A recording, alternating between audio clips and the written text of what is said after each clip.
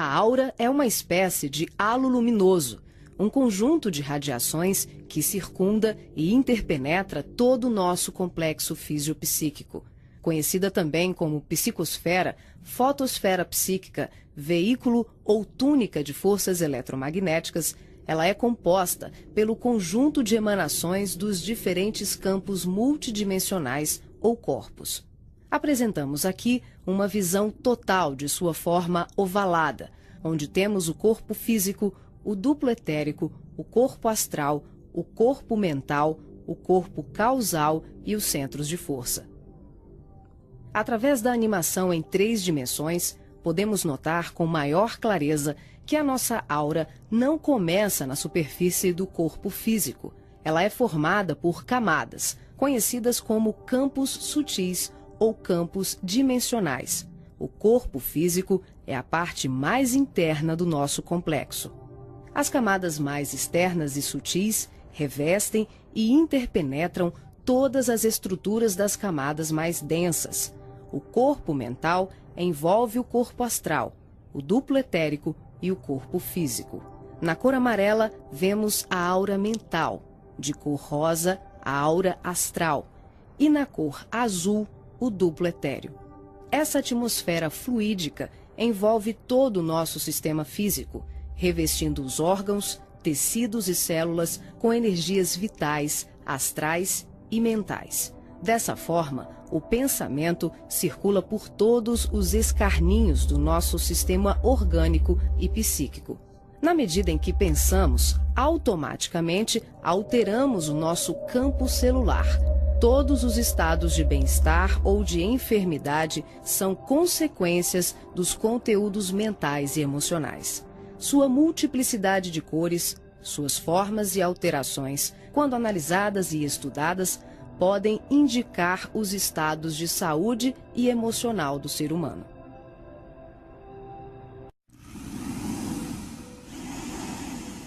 A palavra chakra vem do sânscrito e significa roda de luz, também conhecido como centros vitais, fulcros energéticos ou centros de força. Geralmente são visualizados por videntes e clarividentes como campos em forma de redemoinhos, com a aparência de uma flor, com pétalas irradiantes e coloridas. O nosso corpo é regido por esses centros, que vibram em sintonia uns com os outros ao influxo do poder diretriz da mente, estabelecendo um veículo eletromagnético no qual o pensamento vibra em circuito fechado antes de exteriorizar-se. Cada célula do nosso corpo pode ser considerada um motor elétrico ou diminuto centro vital. O complexo humano é formado por centenas de chakras, que são classificados como mínimos, menores, maiores, secundários, principais e primordiais. Esses centros de força desempenham diversas funções, dentre elas a de reger as atividades fisiológicas dos órgãos a eles relacionados. Levando em conta as várias escolas que estudam o tema, definimos como primordiais 10 centros: o coronário,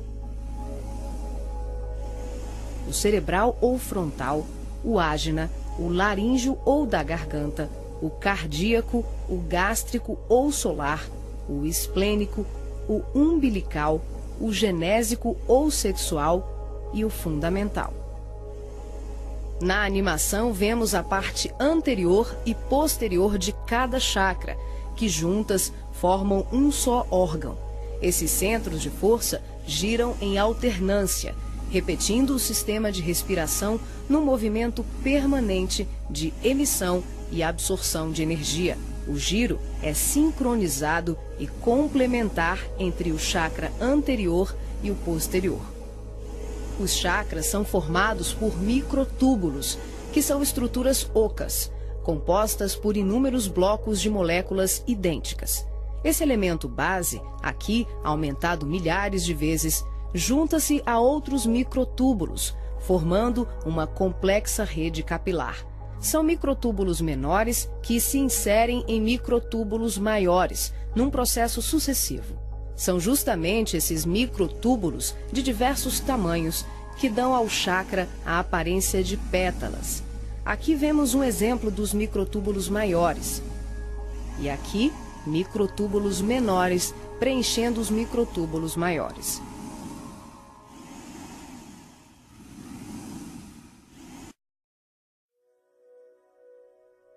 Assim como os chakras, a aura também é formada por microtúbulos, que podem ser vistos com maior precisão no duplo etérico. Os microtúbulos se afunilam, ficam cada vez menores e penetram os poros das membranas celulares. Como os citoplasmas das células é constituído em grande parte por água, que é uma das substâncias mais suscetíveis à magnetização, podemos concluir que o nosso bem-estar ou os nossos males físicos são frutos da nossa forma de ser e pensar. É assim que as vibrações positivas ou negativas geram saúde ou doença em nossas vidas. Tudo é resultado da direção e da qualidade que damos às nossas correntes mentais. Nessa animação, vemos através da aura e dos corpos. Os chakras estão ampliados e representados como lunetas se expandindo. Podemos observar o sincronismo das camadas mais externas com as mais internas. Temos os campos ligados ao corpo mental em amarelo, ao corpo astral em rosa e ao duplo etéreo em azul. Os centros de força das camadas superiores envolvem completamente os centros das camadas mais densas. Cada parte da luneta está contida na outra. Os microtúbulos maiores são preenchidos pelos menores.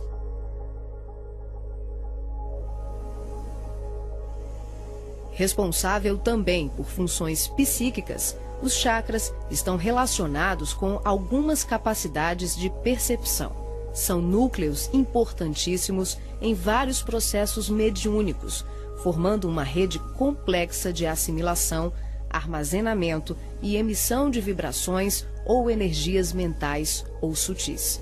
Os centros de força podem ser considerados portais dimensionais, por onde fluem as correntes mentais que assimilamos e emitimos em regime de sintonia durante as diversas manifestações medianímicas.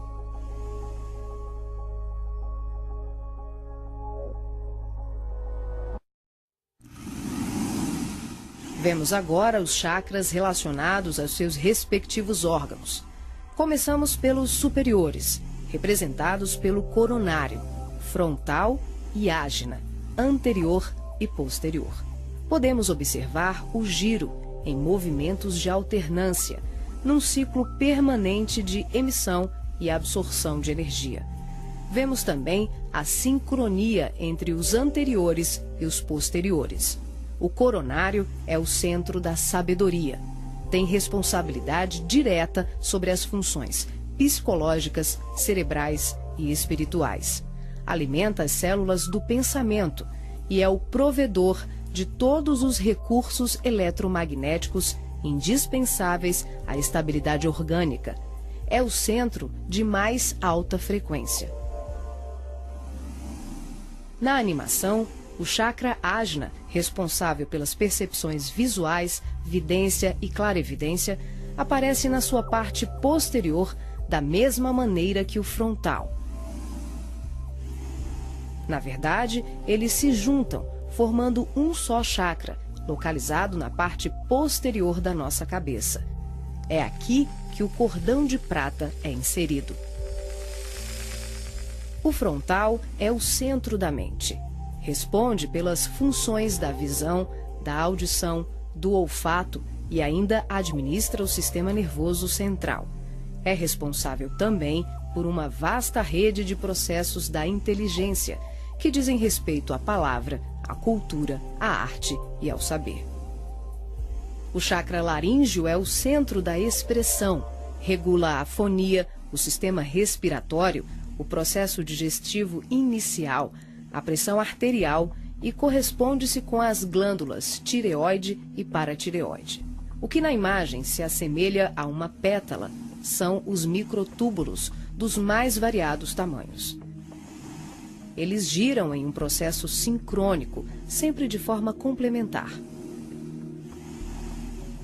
O cardíaco é o centro do sentimento. vemos a sua feição posterior e anterior. Ele sustenta os serviços da emoção e do equilíbrio geral. É o responsável pelas energias de todo o aparelho circulatório e se relaciona com o sistema nervoso parasimpático. O centro gástrico também é conhecido como solar ou centro de cura. Um chakra de baixa frequência, o gástrico é uma das mais ativas usinas de fluidos vitais para exteriorização. É responsável pelos processos digestivos e grande parte do metabolismo, atuando vigorosamente sobre o estômago e órgãos envolvidos na digestão. Dentro desses microtúbulos ocos, temos outros microtúbulos ocos. O chakra esplênico é um dos mais importantes. O centro do equilíbrio é também uma grande usina de fluidos. Ele regula a distribuição e a circulação adequada dos recursos vitais em nosso corpo. A feição de pétalas que vemos nessa animação é por conta dos microtúbulos maiores. O umbilical completa as funções do gástrico e do esplênico. Na sua parte posterior, ele é menor. Nós ampliamos para demonstrar de forma clara como esses chakras se interagem. O genésico, conhecido também como chakra sexual, é o centro das formas e elevação. Exerce grande importância nos processos genésicos. Elabora densos campos fluídicos que, quando bem canalizados, podem propiciar vigorosos potenciais energéticos no campo do amor e da criatividade. O chakra fundamental trabalha como se fosse o posterior do coronário. Ele está na base inferior da coluna vertebral, na região do períneo, entre o ânus e os órgãos genitais. Forma, junto com o genésico e o básico, uma tríade, tão importante como o coronário, o frontal e o ágina. Integrado ao genésico, esse centro trabalha principalmente na captação de energias vindas da Terra, oriundas dos raios gama, da água e dos metais.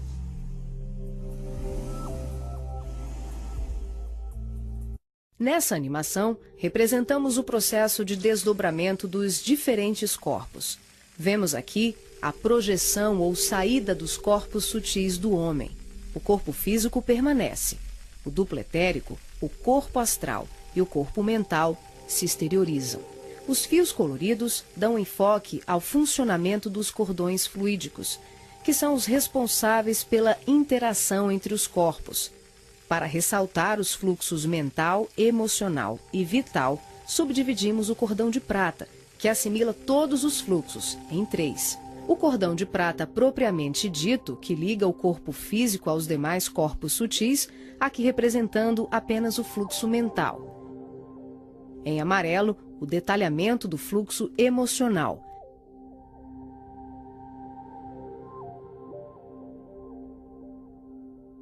E na cor rosa, o fluxo vital. Esses cordões são semelhantes ao cordão umbilical, porém, a densidade deles é muito mais sutil.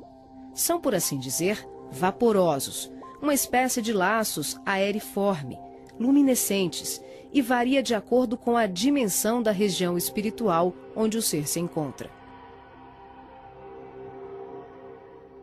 Quando ocorre esse tipo de desdobramento em que o duplo etérico, o corpo astral e o corpo mental se deslocam juntos, o médium não consegue alcançar grandes distâncias, devido à densidade do corpo etérico, que, em síntese, são emanações neuropsíquicas do corpo físico.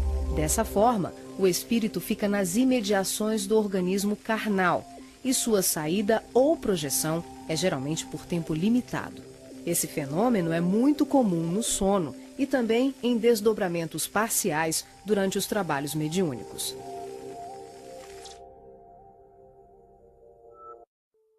Nesse exemplo de desdobramento, a projeção se inicia com a exteriorização dos 3 corpos sutis, o duplo etérico, o corpo astral e o corpo mental. Em seguida, o passivo devolve ao corpo físico os eflúvios vitais, conhecidos em seu conjunto como duplo etérico, que tem como uma de suas funções a assegurar o equilíbrio entre a alma e o corpo de carne, garantindo o calor indispensável à colmeia celular. Desembaraçado dos veículos mais densos, corpo físico e duplo etérico, o médium se desloca com o corpo astral, envolvido pelo corpo mental e pelos outros corpos mais sutis, aqui não representados. Ao devolver as energias neuropsíquicas, o médium projetado fica, por assim dizer, mais leve e ágil, o que lhe permite uma melhor condição de trabalho e observação, além de lhe possibilitar o deslocamento para regiões diversas.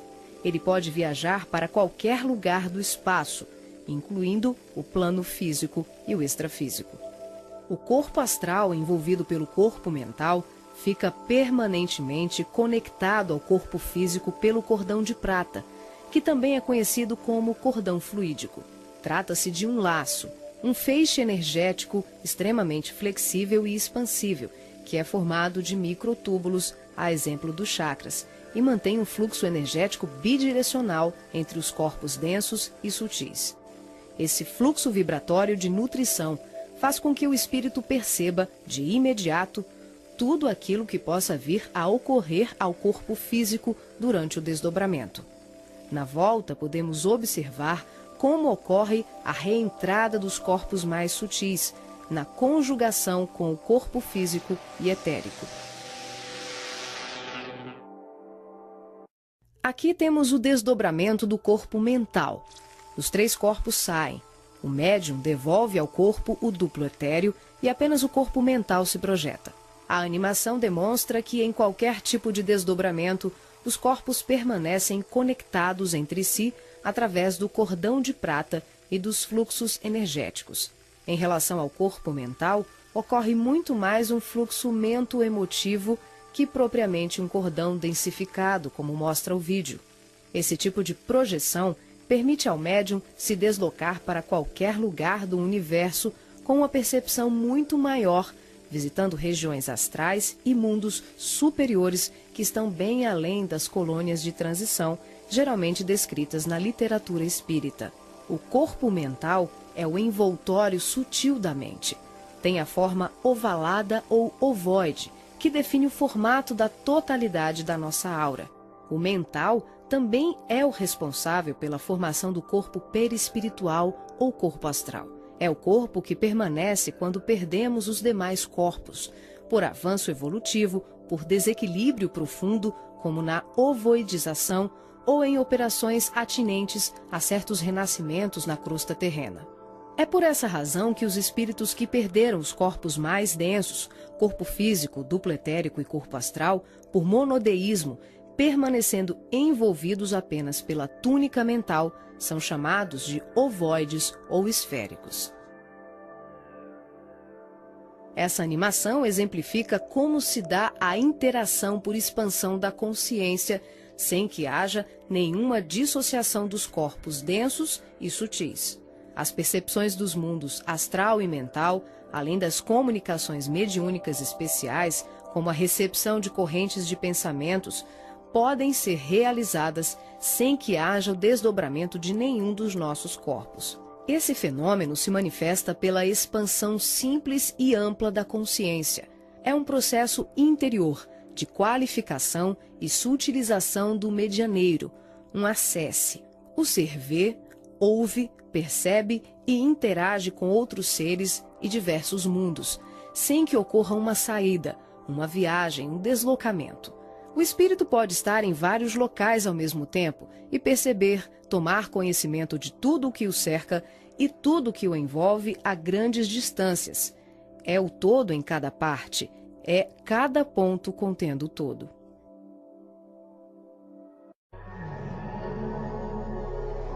Nessa animação, visualizamos os espíritos revestidos apenas pela túnica ou corpo mental, após a perda do corpo astral ou perispiritual, quando tomamos a parte pelo todo. São denominados pelo espírito André Luiz de esferoides ou ovoides. tristes mentes humanas sem apetrechos de manifestação, verdadeiros fetos ou amebas mentais, que são utilizados por mentes criminosas e perversas em processos obsessivos, tecnicamente organizados, tanto em relação aos desencarnados como encarnados. Geralmente se apresentam em forma ovalada, da dimensão de um crânio humano de aspecto gelatinoso, com características amorfas e colorações que variam de um acinzentado escuro ao negro e ao avermelhado. A perda do corpo astral ou ovoidização são atinentes a vários processos, que vão da reencarnação à sublimação do espírito. Aqui, focalizamos o sentido inferior dessa ocorrência, quando a personalidade desencarnada continua no além-túmulo o cultivo das ideias de ódio, vingança, autodestruição, culpa, egoísmo, apego vicioso, gerando uma fixação monodeística, que é a tendência da consciência de fixar o pensamento em uma só ideia, provocando alterações fisiológicas e anatômicas no veículo perispiritual. As partículas mentais circulam em circuito fechado pelo campo da aura e são absorvidas pelos chakras, provocando a assimilação de forças degradantes pelas células perispirituais, que passam a operar em regime de desequilíbrio, até que pela repetição incessante e de longo curso de tal mecanismo, o ser gasta, por assim dizer, o seu corpo astral ou perispiritual, ficando revestido apenas pelo corpo mental. Como a mente é o fundamento organizador de todos os nossos tecidos grosseiros e sutis, as cristalizações do pensamento em circuito fechado, em verdadeiros processos de auto-hipnose, de ondas negativas, de ódio, mágoas e diversos outros sentimentos de baixa vibração, acabam gerando uma atrofia do corpo espiritual da criatura em desequilíbrio, perdendo temporariamente o desenho humano. Os ovoides, quando são atraídos e localizados por mentes perversas no campo da aura de encarnados ou desencarnados, passam a viver em regimes simbióticos com suas vítimas, absorvendo-lhes as forças psíquicas em movimento automático de sucção, à semelhança de vários parasitas encontrados na natureza, levando à desorganização das estruturas psíquicas daqueles que lhes sofrem ação doentia. Dependendo das parcelas de créditos e débitos entre os litigantes de tão triste quadro, as relações vindicativas podem se prolongar para além da morte física do hospedeiro. Essas obsessões dolorosas não são ocorrências raras, mas processos comuns provocados pela ignorância e paixões daqueles que permitem enovelarem-se nas teias do ódio e da vingança. O caminho dos ovoides, em tão triste condição, é a esfera do recomeço, as reencarnações na crosta terrena ou em setores outros de vida congênere, tal qual a semente destinada à cova escura para trabalhos de produção, seleção e aprimoramento.